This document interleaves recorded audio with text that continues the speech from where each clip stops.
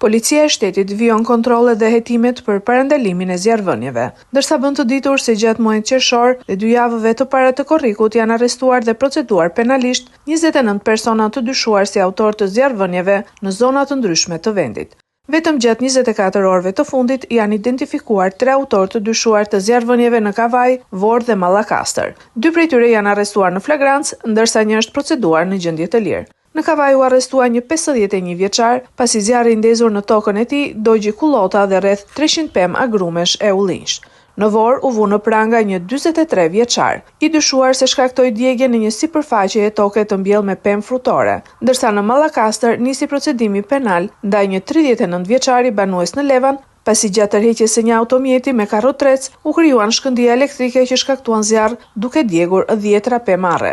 Policia e shtetit u bën thirrje qytetarëve të mos ndezin zjarre apo të djegin mbeturina në toka bujqësore dhe kullota, pasi këto veprime përbëjnë vepër penale dhe rrezikojnë pronën, mjedisin dhe jetën e qytetarëve.